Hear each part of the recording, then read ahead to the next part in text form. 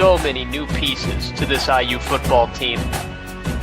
To me, that's going to set the tone on how you get ready for games on Saturday in the fall. I would put that Indiana room up against anybody else in the conference, and that's something that we typically don't even come close to saying. If you want to get total sickos committee about it, there's a position battle at long snapper too. This is the Hoosier Huddle Podcast, part of the College Huddle Podcast Network. All right, good evening. Happy Wednesday. We're here to talk IU football. And the week that was, we'll have Alex Compton here joining us shortly. Is wrapping up some wedding weekend stuff. Boo on him for the fall weddings. That's too bad. But he'll be here shortly. A lot of talk about with the win over Kennesaw State. We have the game against Indiana State coming up on Friday night. The big one against Illinois. Lou Moore decisions as well. So come and join the show.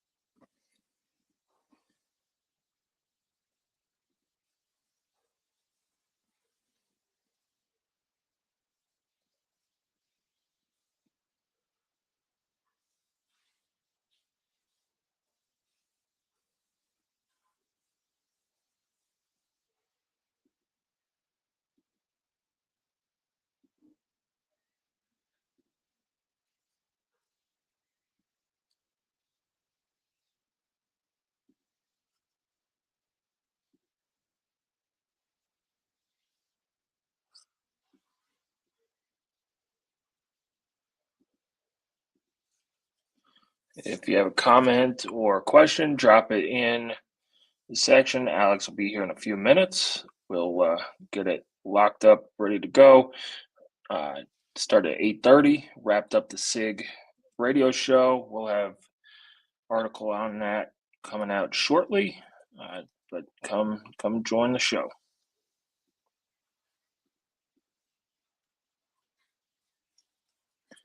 Looks like we got 53 people in here. So Indiana last week defeated Kennesaw State 56-9. It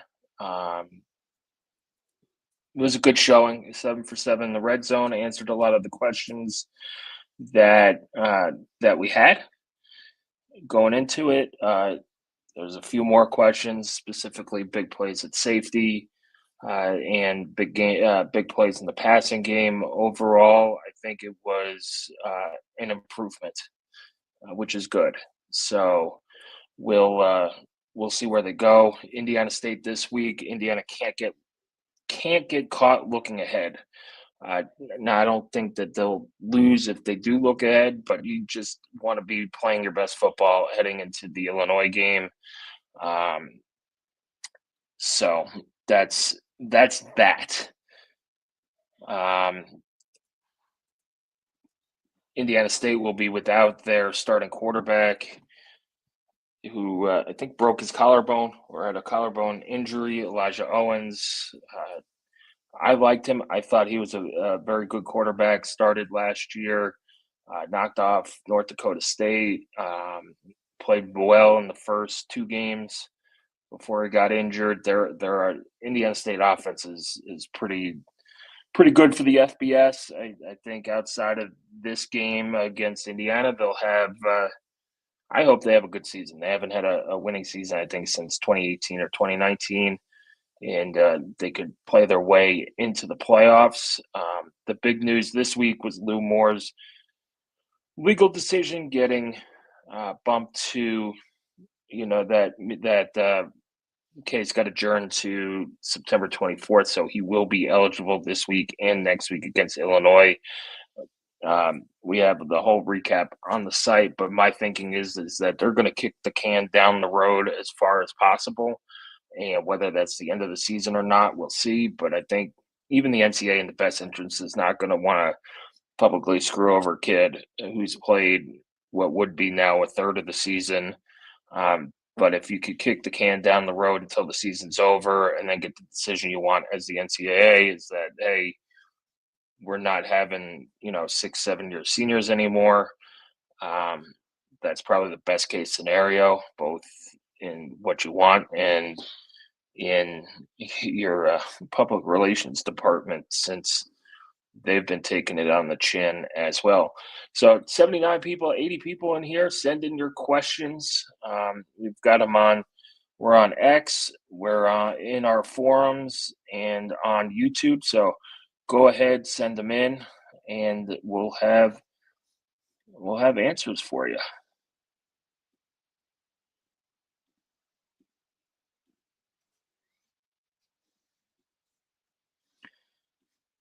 And we got Alex joining us. Alex, loading up.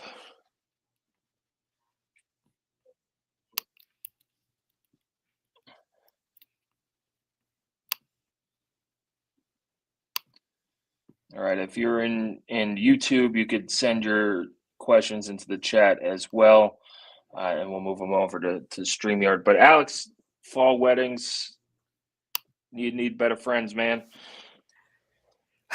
Sammy, I don't want to talk about it. It's the first one, so luckily it's Indiana State, so not that we're looking ahead, and luckily it's on Friday, so I'll be able to watch. It's down in St. Louis, so we'll be at like the Anheuser-Busch Brewery on Friday, so I'll be able to watch, either on TV, on my phone, whatever, so that'll be good. I have a week off for the Illinois game, which is great. Primetime, NBC, Saturday night. It's going to be awesome. And then I have another one in Philly. And then I have a week off, and then I have another one in Philly. So I tried to do... Can't you do a double header in Philly? Can't they do a day-night double header? So, and it's going to be like the same group of people. Sunday local, David. Lucky. So my Philly adventure, we get there. These are all IU people. The Saturday before one of the weddings is IU at Maryland. So I was considering doing that game, staying out east for the week. Wedding is the next Saturday, or wedding is the next Friday, excuse me. And then the next day we play at Penn State. And then I'm in Chicago. That Sunday, Indiana plays Marquette at the United Center. So I was like, in a triple header. In my world, it would be, Maryland game, Friday wedding, IU at Penn State, fly out of Pittsburgh or wherever, maybe Buffalo at that point, honestly. Get back in time, IU Marquette at the United Center, and then, that'd be a terrible Monday going back to the office, but whatever, man. You're going to have fun. You're young. Have a Celsius and suck it up. Let's get to some questions here in the chat. Colorado Krugel, who is one of our NFC West contestants in our Pick'em League. I think. And a big Hoosier Huddle guy. So shout out to him. Big reader. Yeah, so appreciate it. What lesser known players are you looking for in this game? I want to see anything from Ndukwe. So we had a lot of comments in the forums on Ndukwe this week in terms of did he play, did he not play. He was on the participation chart. I don't know how many snaps he played. I think he's had like 25 or so via PFF, both on special teams and on defense. He's one of the guys they need to get going. The defensive line has played really well. I think in the run game. Yeah, in the run game. It's hard to say in the pass game just because the quarterbacks they've played have been just leaving the pocket as soon as any heat comes on them. Right. He's a guy they need to get going. Lesser known guy. I want to see Jaja Boyd at safety. Yep. If Byron Baldwin is healthy, I want to see him play. I don't know. I feel like we haven't heard anything. If he's as good as everybody thinks he is and says he is, and the motor he has, if he's not 100%, don't know if you roll him out there. He's got to play though. You can't just throw him out there against Illinois. It depends what the injury is. I mean, if it's something that, man, if you tweak it again, he's going to be out for the season. It's not worth it. Yeah. But that's why you want to get somebody like Jaja Boyd. I want to see Caden Turner at linebacker. I want to see some of these backup guys get in. Yep.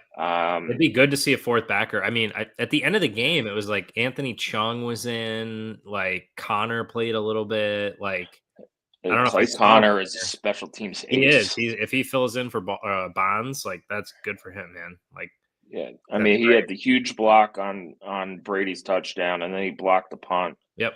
On Saturday that somehow rolled for 25 yards because that's IU's luck right now. Lesser known guys on my side. I mean, you got a little bit of some backup offense in against Kennesaw. I would still like to see more backup offensive linemen play. I'd love Kobe Martin to get some carries. You figure he would. I think this is your line, Sammy. But Friday is going to be a name your score game, hopefully. Yep. I can't even believe there's a line on the game. Is it out yet? Usually they don't come out until it was like 46.5 or something. 24 hours before. I figured it would have been higher, honestly. But yeah, let's get to David C's question too, because he brings up some names. Thought Becker Bonds looked good. LeBron Bond needs to get his feet wet more. Yeah, you can see Mekhi Jackson. I think Mekhi Jackson made one catch, but he was in a couple of times. He's a guy I'm surprised hasn't seen the field as much. He was very good at App State. He was at St. Francis with Elijah Surratt, but he's a guy to keep an eye on. That if he's not playing, he has 1 year of eligibility left. Yep. And I was talking with Matt Weaver from Peegs about this. He could be one of those guys that pop into the portal, and things like that. And I think Sig's redshirt philosophy is kind of different. The radio call was commenting on it too during the game that you don't really want to burn these 4 games early, just in case you need somebody at the end of the season and want to continue to redshirt them. So while you hope it's an empty the bench game, and it should be at least on the offensive defensive lines, there are like PJ Nelson, you might need at the end of the year with the linebacker depth. Byron Baldwin, same thing. You might need him at the end of the year. He probably wouldn't redshirt anyway.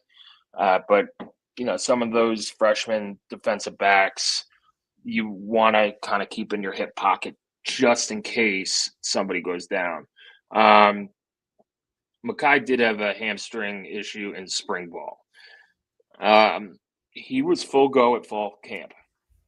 Now, he was kind of buried on the depth chart in fall camp, but he was good to go. Maybe that hurt. Anytime you miss practice coming to a new team and miss reps, it's going to hurt. I don't think you get it held against you, but you are falling behind people who are healthy.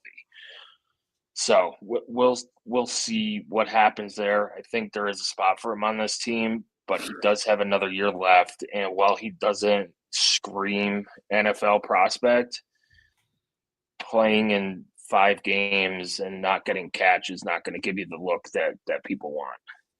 Yeah. We'll see. You're going to need more guys, though. They've played 5 guys. You're going to need more than 5 guys. So. You are. Kendrick hasn't been out there. Chandler hasn't. Yeah. Chandler hasn't. He's a guy who I think redshirts, and it's just because he needs to put on a little bit of weight. He could play though. He's very good, but he's gonna be good. Yeah, a little bit on the thin side. But again, as we learned, Sig's rotations are pretty tight. Yeah, they're like Tom Thibodeau rotations. He's gonna play. He only plays 5 guys because he has to. So we'll see. That's what I want to see. I want to see Alberto Mendoza get in there in a little bit, get some more experience. He looked really good on Saturday on his 3 throws, 3 for 3 for 35 yards and a touchdown. Yep. Good for Becker too. That was a nice catch. Yep. He caught a back couple. I mean, he caught a defense. couple, but that touchdown catch was nice. He should have had 2 touchdowns. And they Yep. had a stupid, soft offensive pass interference. But it did give EJ Williams his first TD as a Hoosier too, I believe. He looked good again, man. If we can keep him on the field catching balls, that's really nice. Like he's looked good again, like 2 weeks Yeah, in a row. he's a game changer. Mhm. You know, he hasn't really taken the top off the defense like he can, but he's a guy who could body up a defender, make the tough catch, and get open in the red zone, and makes you can't double Surratt or Omar Cooper then. So Mhm. it gives you're going to get single coverage on these guys. All right. From Luke, how I much do you guys want want seconds? half the, I don't know, 20 minutes. So all the entire fourth quarter, back half of the third quarter. I mean, Yeah, this is going to be another play calling game. This is going to be Old Dominion. This is going to be, they're going to run 7 plays on offense. They are not going to do anything that Illinois will watch on tape. I Which don't is know. good. I think you have to put something on tape for them to prepare for too. Sure, maybe Which I some think they did decoy against stuff. Kennesaw. Yeah, a little bit. They definitely ran more stuff against Kennesaw than they did in week 1, but a lot. I want to see them a lot. Sig has talked about in a couple press conferences is that these guys haven't played football a lot together. Yeah. And, you know, that's why they're playing deeper in games because you have a whole, and this is where college sports are going, and we'll get to it and when we talk about basketball in a couple weeks. You have 8 or 9 new guys who haven't played together and haven't gone through enough games together. So those game reps are super valuable. Yeah. You don't. I noticed they took out Fernando Mendoza right after he got hit on the sideline. Yep. On that run, and that probably put the fear of God into Signetti. It's like we can't have that.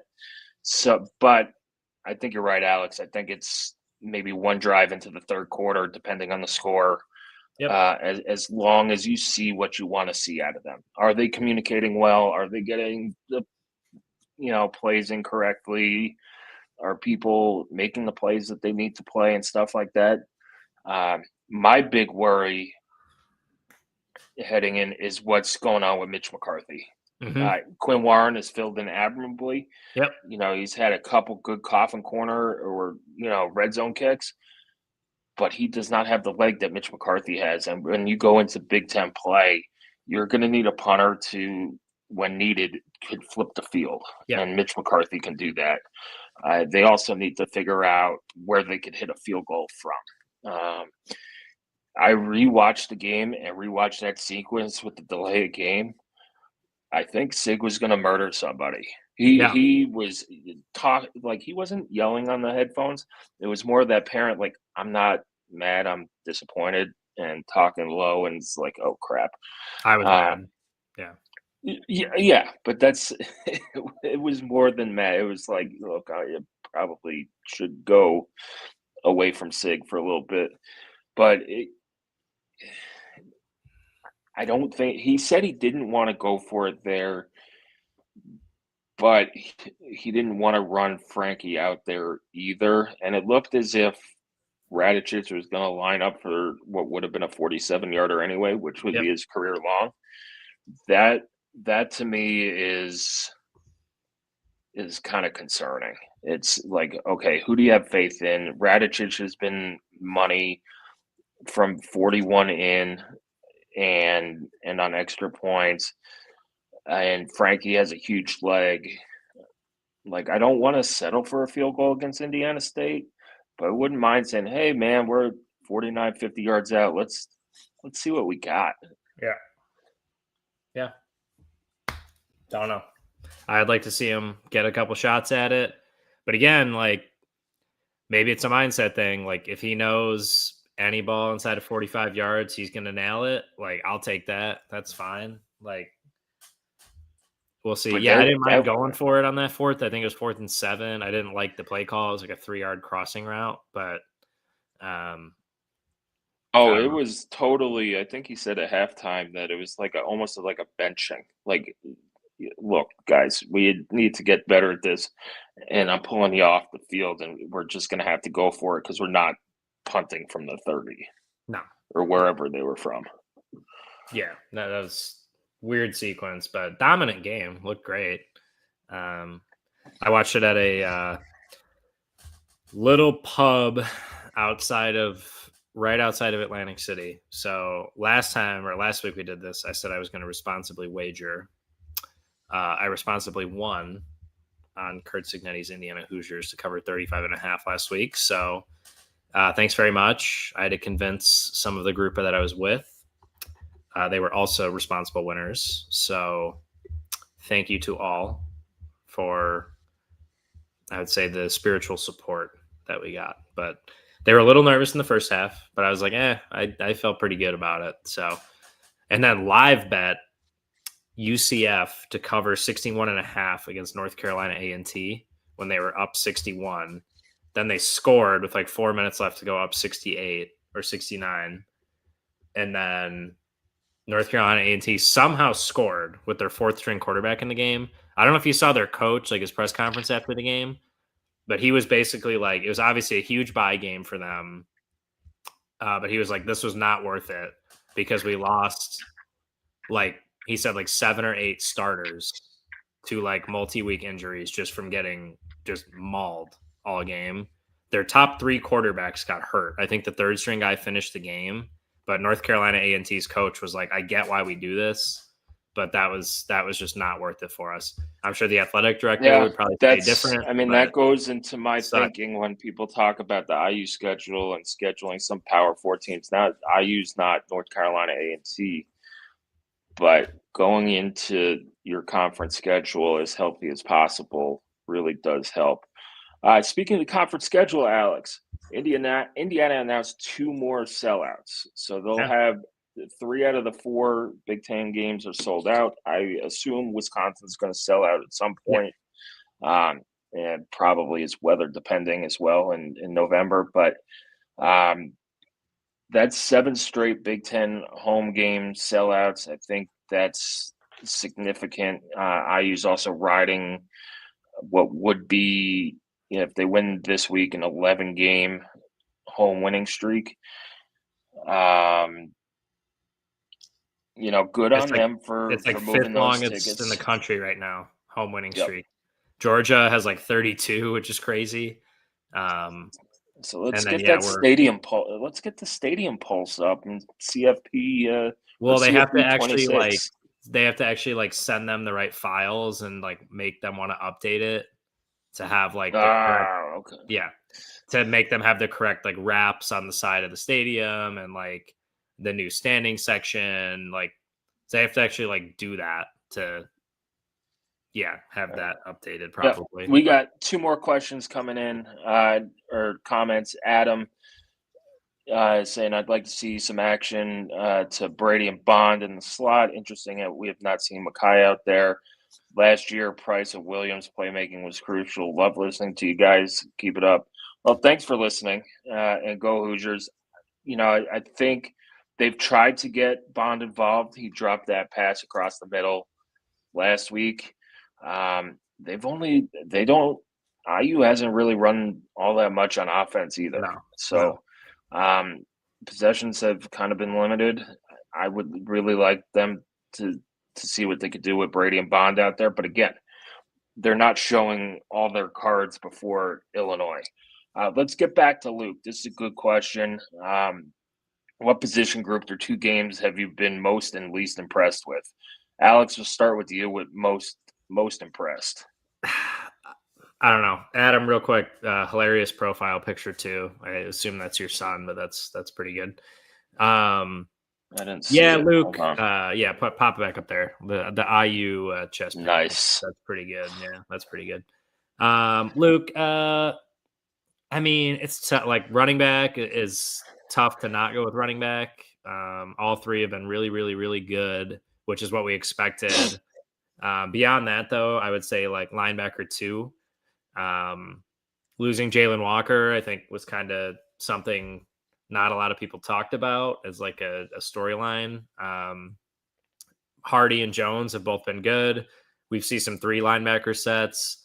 I thought they played much better last week than they did in week 1, especially on like that read option zone read game. I thought they were much improved holding the edge, keeping guys in between the tackles. So that's been good. And like, look, Hardy and Jones like played well in spots last year. But it's a totally different role, right? And like they're having to play more, be in coverage more assignments. Like you have to play next to Aiden Fisher, and he obviously is going to cover up a lot for you. Both of those guys have been really good. D tackle, I think, has been solid as well. Again, like run defense has been outstanding so far, minus the 2 Colton Joseph runs against Old Dominion. So that's been good. I think this is not what you asked, but like second corner, I would like to see other guys play. Yep. I'd like to see Rylan Gandy get in there. He's been fine. Sharp has gotten beat a couple times. He got beat against Kennesaw State. Yes, he made a nice play tracking him down and stripping that ball, but like you can't get beat like that against Kennesaw State. So I don't know. Not what you asked. I would say running back and linebacker 2 have been like my nice surprises so far. Running back probably not a surprise necessarily, but I thought Jones and Hardy have been really good so far, which has been great. Yeah, I'm going to go with the tight ends have been the most impressive for me. We talked about Riley Nowakowski in camp. It became clear that he was going to be tight end number 1 throughout camp. This dude can play, man, and he loves to hit. We talked about him being the Wisconsin guy, and he is a Wisconsin guy. Yeah. When you think about it, that fullback dive was great. That's a great play in the red zone that you could run other stuff off of. Yep. I think on the Omar Cooper touchdown run, he was just bulldozing. That was Stays. Both of them were on the field. Stays was like 40 yards down the field, which is what David here says. Yeah, Stays he was like 40 yards down the field, and like that Kennesaw linebacker DB, I think he was number 2. The whole time he was just getting mauled. He like stopped running because he was just like looking for a holding flag. I was like, that was not holding. You were just getting worked 70 yards down the field. Yep. So that's been good. And Stays not catching the ball as much as maybe we thought so far, which is fine. He's been very engaged blocking.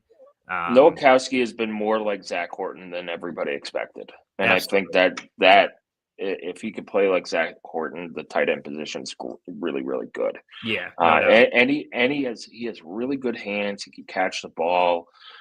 Stays has had a couple catches too. They'll get him involved in the red zone and in the pass game too. And he's been a better blocker than we gave him credit for at the beginning of the year. The least impressed with, that's a tough one. Safeties. Yeah. Safeties have been fine. Well, They called him out a little bit. Boykin definitely played better last week than he did week 1. Well, I think it's more of like the alignment. And I don't know if that goes on Aiden Fisher's shoulders because he's supposed to align the defense too. But the 2 quarterback runs, the safeties are out of position. You had Amari Farrell fall down on a route last week.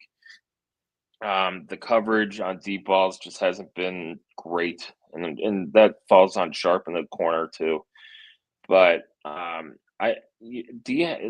Wyatt had a great game. He was great. He also had a really good game against ODU where he caused an interception I think it was tipped. It looked like it could have been tipped, but he created a very tough throwing lane, and it got picked off. Mikhail Kamara came alive a little bit last week too. I mean, we'll see. They need to be better, but I'm less impressed with the safety play than I am with the defensive end stud position play. Yeah, I'm assuming Lewis Moore, who now can play the next 2 games, is there. He has 2 picks already. He's on pace for 12 picks this season. Not bad. But he did have some issues in coverage. Yeah. Sig called the safeties out after this week. He said they need to play better overall. Yep. But yeah, I would say I'm more concerned about the lack of they played better. They did play better last week, but the lack of they had 14 tackles for loss. Yeah, And the but I think that's quarterback's a not lot of the staying in the run game. pocket. Like, yeah. But the quarterback's not staying in the pocket long enough to get a sack. Yeah. That's what it is. You know, Yeah. as soon as the pressure gets through the line, the quarterback's running, and then it's a statistical difference between a tackle for loss and a sack. Where if the quarterback is intending to run, it's a tackle for loss.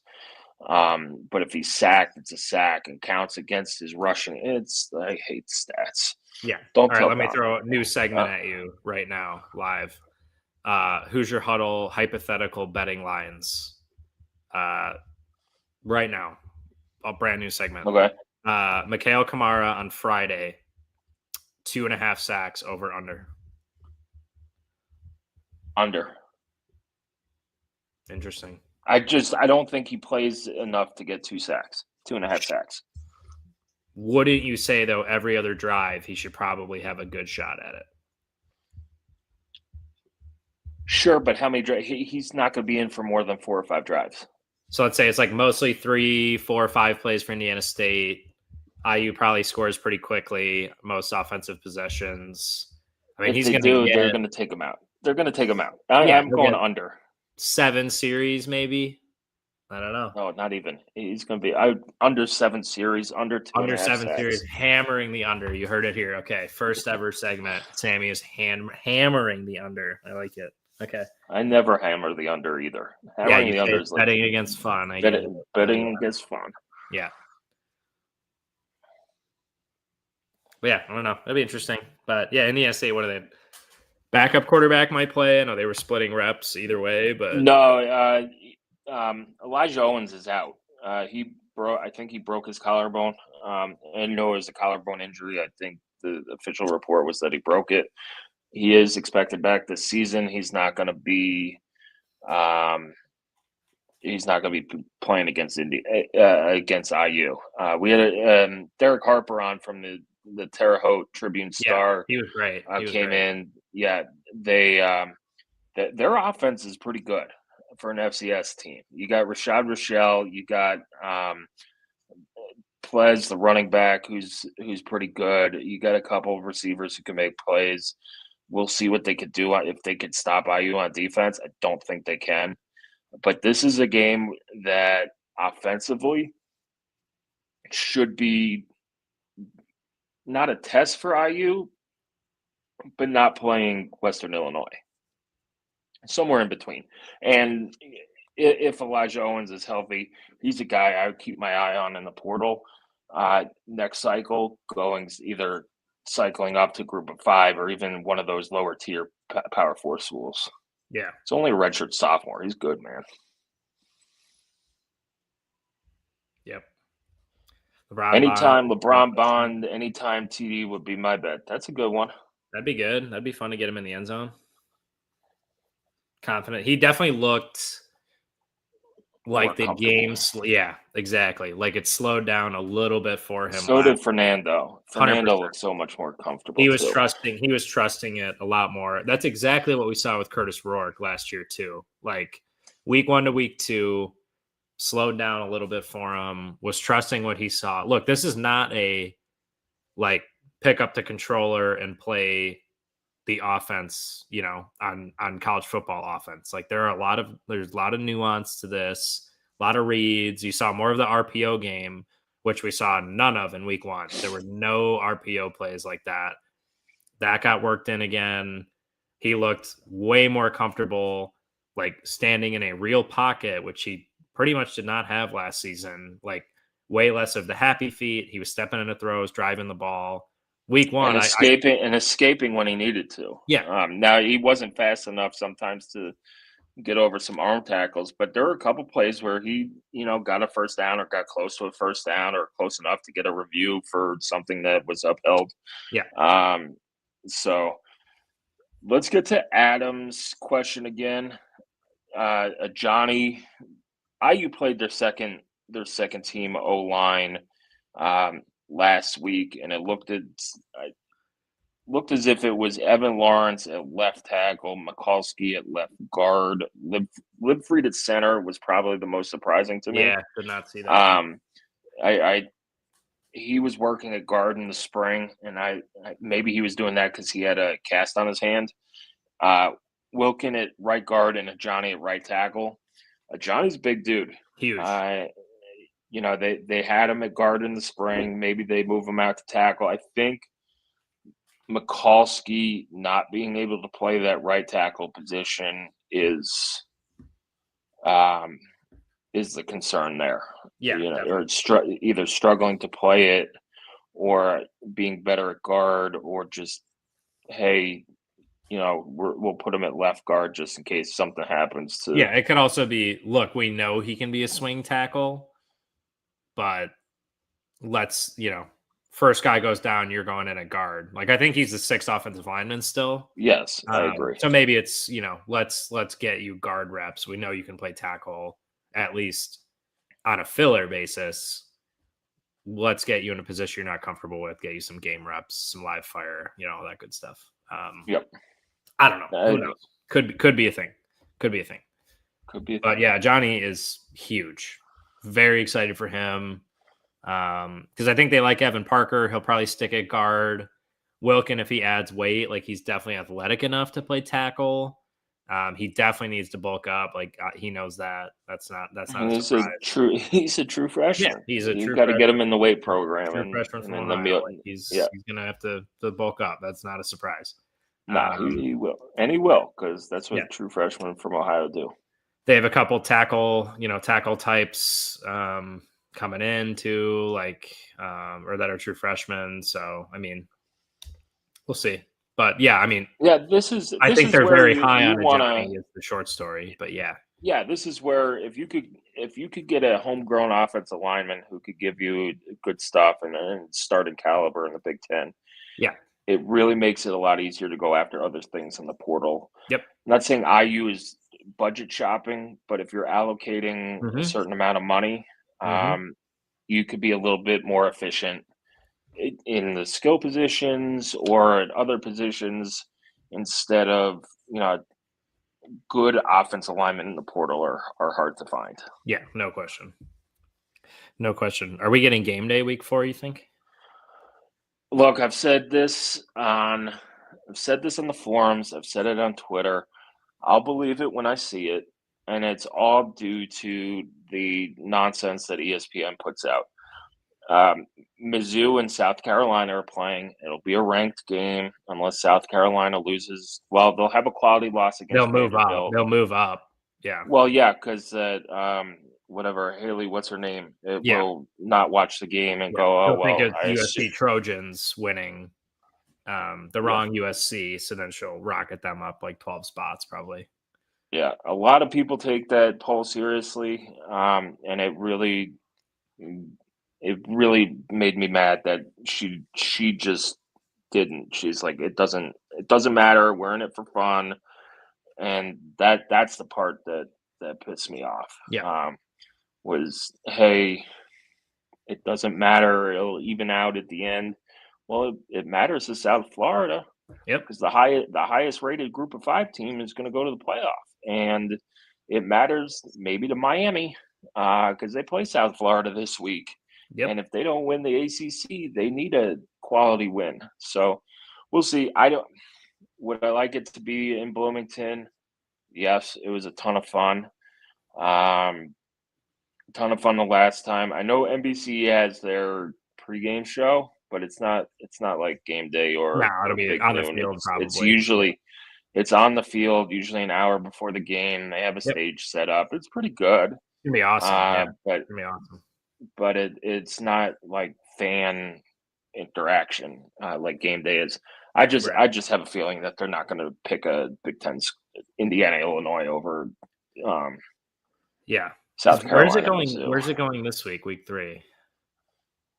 Because I saw something on Twitter. It was like Kentucky, Mississippi State. I don't know. They wanted to go to South Florida at Miami, and I don't know if this is true, but they said they have a game day thing. Hard Rock Stadium, apparently. Again, this is Twitter, so it's definitely true. But Hard Rock Stadium made a big fuss about it and said, like, in the lease that Miami has, like, they're not allowed to have those type of events in the parking lot, yada yada. Like, who knows if that's true? It's also it's just crazy to me that Miami does not have their own stadium, but I don't know, whatever. Well, but I mean, so crowd looked good against Notre Dame. Like, I've been to that they're going to stadium. Tennessee, Georgia. Yeah, okay, that's fine. That makes sense, I guess. No, on the Miami Stadium thing, I don't think people understand. That's the enrollment at Miami is small. They are a small private school. Yeah. They have a bit for look. I'm not a fan of Miami sports. I think it's a terrible sports town unless somebody's really good. And then if they go down by 6 points with 30 seconds left in the game, they'll leave and then try and get back in the building. But a lot of the Miami fans live in Miami. Dolphin or whatever, Hard Rock Stadium, Landshark Stadium, Pro Player, Joe Robbie, whatever it has been called in the past, is easier to get to than Coral Gables. Now, the site of the Orange Bowl was perfect. It was probably further from campus than Hard Rock, but it was more or less right downtown or a little bit outside of downtown. So, yeah, that's why. But yeah, it'll be fun. All right, from Luke, trying not to look ahead here, but what position could IU exploit versus the Illini? I think it's their offensive line. They've struggled. Duke got after them. Duke had 10 tackles for loss, 4 sacks against Illinois. So yeah, that's one. So John Paddock's not playing, so yeah, that would be one. I mean, they beat Duke handily. Duke had 5 turnovers, some crazy ones. Terrible in the red zone. Yeah, I mean, scoreboard's a scoreboard. I mean, they won on the road against a decent Duke team. Probably, again, the score was not as indicative as the game was, like when we played Old Dominion. That only counts when it's not IU, but whatever. Yeah, their quarterback also threw for 330 yards. Yeah. 350 yards. Yeah. So that, offensive line, possibly the secondary. We've seen worse IU offenses carve up worse Illinois defenses or defensive backs.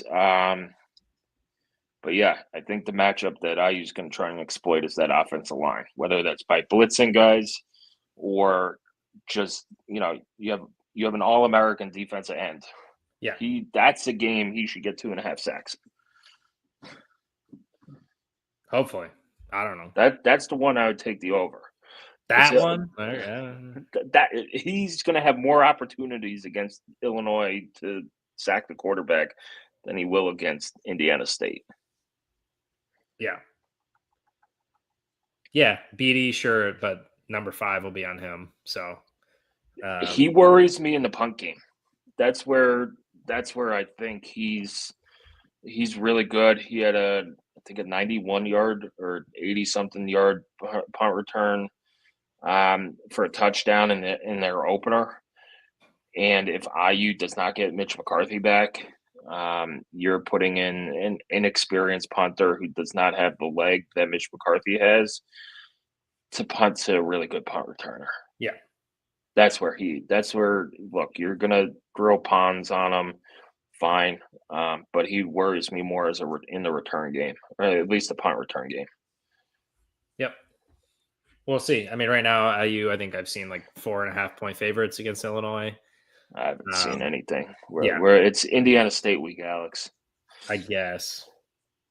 Yes, we have a night game. There's going to be 20,000 people there.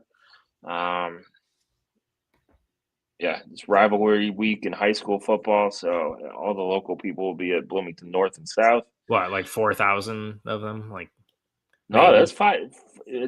I think South holds 5,000 fans. And so if you're thinking that they sold 40,000 tickets to this game, it's an eighth. Yeah. I don't know. We'll see. I don't know. We'll see about Illinois. I think They were after winning 10 games, they were the Indiana of this year after winning 10 games. But they're not. They're No, not. I know. Indiana this year would be like Wake Forest. Yeah. That would be the Indiana of this year. Like, Indiana was so far off the radar. It wasn't just the trendy pick. Illinois was the trendy pick. Yeah. Let's either we'll shock the world, get some hits on it, or let's go run to the sports book and put a value bet on Illinois making the playoff. Yeah. They were not. I think it was a lazy take to call them the Indiana this year. I get it, but also keep in mind if IU beats Illinois and then Illinois loses to USC the following week and they drop out of the rankings, it wasn't a good win for Indiana. Just remember that. So it only counts if they're down south. So we'll see. Apparently, Indiana's Super Bowl. That's what Illinois Twitter has been saying, which is just a terrible Twitter fan base. Not that there are great ones, but golly, I mean, our Twitter fan base is fantastic most of the time. Oh yeah, not for basketball, but yeah. No. Illinois did need overtime to beat Nebraska and Purdue last year, so David's not really sold on them. That Purdue game was nuts, and they probably should have. They probably should have lost to Nebraska. I watched the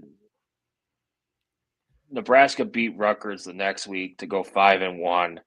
And as that, I think that was a FS1 game or a Fox game or something. They were talking, oh, well, Nebraska could be in the playoff. And then all of a sudden they get their kicked in by IU. And but remember, we've never seen a rushing defense like Nebraska ever. Just remember.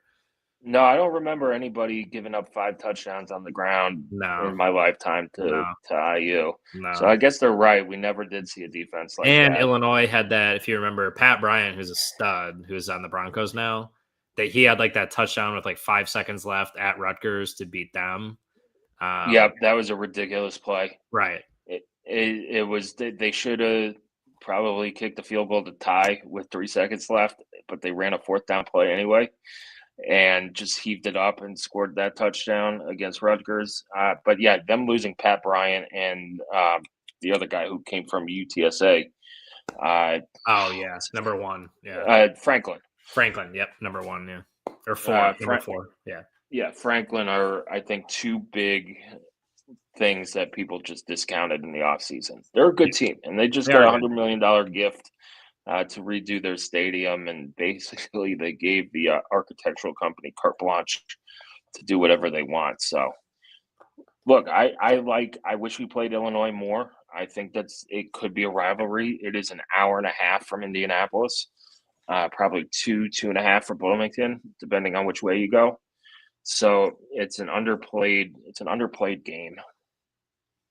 Yeah, it's a rivalry for Illinois. It's always like Indiana and Purdue, people are yelling at each other, and then you get a U of I person that's like, hey, what about us? And everyone's like, Illinois and Purdue is a trophy game too. They play for the Cannon. Illinois and Ohio State play for a trophy too. The best trophy in the Big Ten, the Illabuck. Yep. That's my favorite trophy in the Big Ten, outside of the bucket and the spittoon. That's my favorite trophy. I just wish it was still a live turtle. Love the axe. You know why they picked the turtle because they thought it would live the longest, and I think it died like 2 years after. I remember, because it was like the winning school had to take care of it, and somebody dropped it or something. It wasn't good. No, not great. But they paint the scores of the games on the shell. That's what makes college football great. There are all these stupid trophies. Like, they're so dumb. Like, we're gonna play for a spittoon, really? Civil conflict trophy. Yeah. What was it? The $5 bits of broken chair? Was that Minnesota and Nebraska? Yeah. The USF UConn rivalry that only one team that's the civil conflict trophy. Yeah. That one of the athletic directors was like, it was UCF's athletic director was like, we're not recognizing this, and UConn's was like, why? Are you scared? Like, Pretty good. Pretty good. Oh, there's so many stupid, dumb, Did you fun know trophies. right now in college football, I have an offline dynasty. I'm Marshall just because I love green football uniforms. Did you know? Well, I'll ask you the question. They have a trophy game against a MAC school, and they rarely play. Do you know what MAC school they have a trophy game against? Ball State? Ohio. Very Okay. like random. It's like a wagon or something. The wagon wheel or something? No, that's Nevada. I think Nevada UNLV is the wagon. No, they play for the Fremont Cannon, Nevada and UNLV. Ohio and Marshall are probably the campuses are located really close to each other. Battle for the Bell. Battle for the Bell. Regional rivalry. They're 80 miles apart, which you wouldn't think West Virginia and Ohio. I mean, Marshall's in Huntington, which is like as far west in West Virginia as you can go. Ohio Stadium, Peden Stadium is cool if you haven't been there before. Really cool stadium. Just beat West Virginia there. Yep. Really, really cool stadium though. When I was like a senior in high school and we were doing college campus visits or whatever, went to Ohio because it's a good school, like good business program, all that good stuff. Athens is beautiful. Program. Like they have a really nice campus, like all brick, like very colonial looking. And so my family, we're huge Northern Illinois fans too. So we went, and then of course, what we always do is try to sneak into all the football stadiums. So like in the summer, most of them are unlocked. Like you just go in there or whatever. And they were doing like summer ball or a camp or something. And this was like August. So it's probably fall camp. And so my dad and I were there wearing all NIU stuff. And we just were like walking, we were at the top of the concourse and the stadium is sunk in a little bit. So like ground level, you walk in, you're at like the top of the lower bowl or whatever. And it's just one like bowl. So the stadium's like underneath. So we're standing there with NIU stuff, kind of just watching them for a little bit. And they sent like a grad assistant up to like chase us out because we were wearing like all red stuff, just like watching them. We were just like looking at the stadium. We weren't doing anything, but like that was pretty funny. I'll always remember that. But it is a cool stadium, nice campus. Well, we got about 8 minutes left here, guys. If you want to send in your final questions, this is the last call for questions. It should be a fun week. It's a short week for Indiana State, long week for Illinois. I think that could help IU too. A little bit. Any time you could have 24 hours more to kind of recuperate, recover. It's good. So we'll have all the coverage for it. Trying to get Rhett Lewis on the podcast on Wednesday to check in with him. I know he's been doing stuff with Crimson Cast and with Under the Hood. He does great stuff. And we'll have Armchair Illini to preview their side of things on Tuesday. And then all our regular and maybe some bonus content on football as well. Recruiting wise on Friday, obviously it's not going to be a heavy load since everybody's playing on Friday. The two people that I know who are coming in are David Provost and Sam Schmidt out of the same school. Offensive lineman out of West Des Peres in Wisconsin. I probably butchered that name. All right, David C. While I hate Friday games, will be a nice warm-up for Saturday night game for the new guys to get used to the lights. Yeah. Oh, and Colorado Krugel, we'll get to that one in a second, too. Yeah, I don't know how I feel about Friday night games. As a fan, kind of like it because I get my Saturday free to have a Saturday college football or a wedding. Yeah, or weddings. Yeah. Well, I'm old, so all my friends are married. Yeah, so I like Friday night games, especially as a writer, because then I get Saturdays free and it gives us an extra day to get stuff out. But yeah, it's at least in Indiana, it'll probably be lowly attended. And I don't like doing it on high school rivalry night because you're not going to get the Terre Haute people either. Which is, I mean, I get it. It's fine. It's not like they chose it. They didn't choose it. No, it's on BTN. It's not like you're an FS1 game either, which a couple years, like the Illinois game opener a couple years ago. Yep. I was Like there. you're that standalone game where, the degenerates will watch it and stuff like that. You kind of buried. I think there are a couple other games on Friday night, but yeah, I mean, if overall, that's the trade-off for getting a standalone Big Ten opener on NBC, like, sure, I'm in. Why not? yeah, it's Indiana State. Like, that's fine. Throw away. I mean, anyway. you're going against Colorado and Houston in a Big 12 opener. Syracuse, Colgate, nobody cares about. Kansas State, Arizona, and the Battle of the Wildcats at 9, nobody really cares about because K-State is got that Dublin curse. And then you lose in Ireland, your season's over. Yeah, and then UCLA, New Mexico at 10 is the second part of that doubleheader on BTN, and Sean Foster better win that one.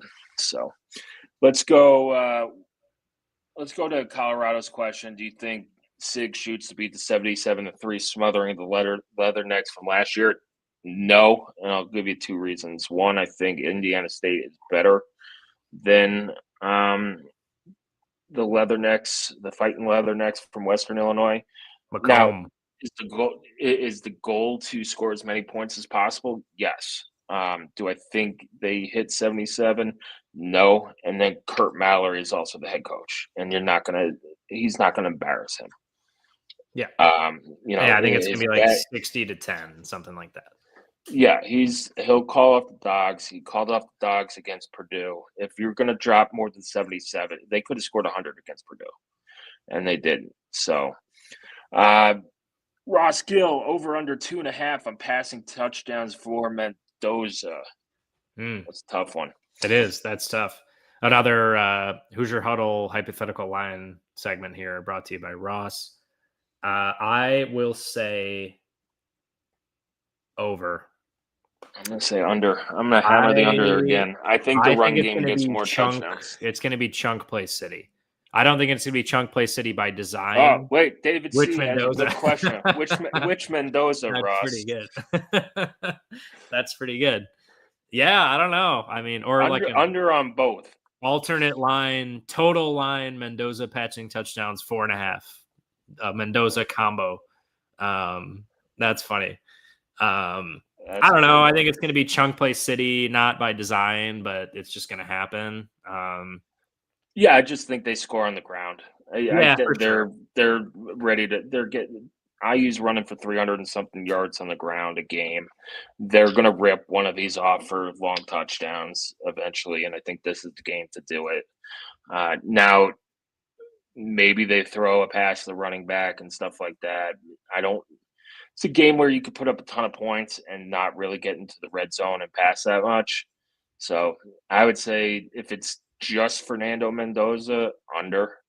Yeah. If it's both Mendozas, over. And if it's Alberto, under. So I don't see them throwing for that many touchdowns. They could, but I think the run game will be featured. Yeah, probably. But again, I don't think it's going to be by design. I think it's going to be somebody breaks the tackle and there you go, touchdown. Yeah. So I don't think it's going to be like balls in the end zone caught touchdown passes. I think it's going to be somebody breaks a tackle, guy on the outside, down, safety is not anywhere near it, and you're not going to catch up to Cooper if you're at Indiana State. No offense. I love college football. I'm not disrespecting any guy that plays, any guy that could pick me up and snap me over their knee. But we are now at the point, and it was not always like this. Again, I watched a lot of these games when I would go to NIU games when they'd go on the road to, all these programs. And NIU has been awesome as a group of 5 team, but it sometimes looks like a different sport. And Indiana is at that level now. Indiana was not at that level when they had to stop a 2-point conversion. When Southern Illinois dropped a pass on a 2-point conversion to win in Memorial Stadium, it is now a different sport where I think Indiana just has guys that it's going to be a broken tackle touchdown passing play, which is great. It's a lot of fun. I have a great time watching it. But yeah, so that's a good line. I don't know. 2.5. I'll go over again. I think it's just going to be a broken tackle, a couple touchdown situations. I also think he's sitting after halftime, but we'll see. Hopefully after he throws 4 touchdowns. And then the other Mendoza line is 1.5. Probably I go under there, but I don't know. So alternate line, Mendoza touchdowns 5.5 under. I'll go over 4.5 for the Mendoza combo. Somebody should do that. That's a good bet. That is a good bet. Does Grant Wilson play on Friday? I don't know. Do you want him to play? Probably. Yeah, same. I think so. But are you going to take who are you taking reps from? I think Fernando needs as many reps as he could get, and you need your backup to get as many reps as he could get. But having Grant Wilson shake some rust off just in case. Yep. I mean, look, if you're down to your third string quarterback anyway, some crazy stuff has happened. Yep. But I think, he transferred to IU for a reason. This is a game you could throw him in, get him his Big Ten experience, get him paid. And, he wants to be a coach too. That's why he's here too, to learn under Signetti. And, he's more than capable of succeeding against an FCS team. So, yeah, maybe he gets that, second half of the fourth quarter, or the entire fourth quarter, something like that. But I do think the reps for Alberto are valuable. So last call for questions before we're out of here. I'll give you guys about 60 seconds to send them in. Again, thank you for joining. We beat last week's number at 597 viewers right now. So thanks for joining us on X, YouTube, and then in the forums as well. Keep coming back to HoosierHuddle.com. Alex, I am going to fix the subscriber issue. If you've subscribed and paid and cannot read an article, either DM me, email me, and I will copy and paste it into an email and send it to you.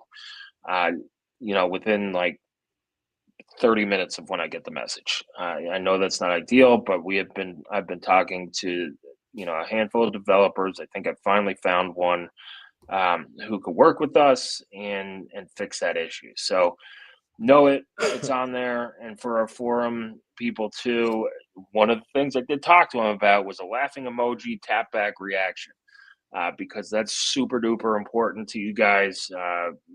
And we value our readers. So we appreciate you guys. Also, some housekeeping things. I am planning to do a tailgate for the Illinois game. We'll be out in lot 11. The exact location is to be determined. I will drop a pin and put it in the forums as well. Feel free to stop by. I'll probably have hot dogs and burgers and some non-adult beverages. Don't want to break any laws here, but feel free to bring your own adult beverages and join us, talk, stop by, enjoy, say hello, all that stuff. And then we are planning a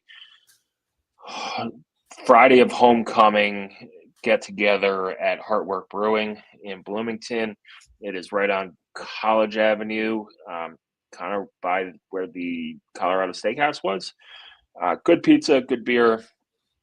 Come hang out for a couple hours, talk ball, get ready for homecoming, and just get the festivities started early. So that's all for me, Alex. Anything to add? No, got nothing. 2-0 is good. I like being 2-0. I'm excited to hopefully watch a clean, healthy game on Friday, and then get ready for a big one on Saturday. So we'll start exciting. watching. We'll have you guys covered, of course, like we always do. Excited. So we'll start watching Illinois tape probably tomorrow. So good. Find Illinois Dukes on the ACC Network, which has all full games on YouTube. Nice. That's cool. So didn't know that. All right. Good night, fellas and ladies. If you're joining us, thank you. And, we'll see you after the game on Friday.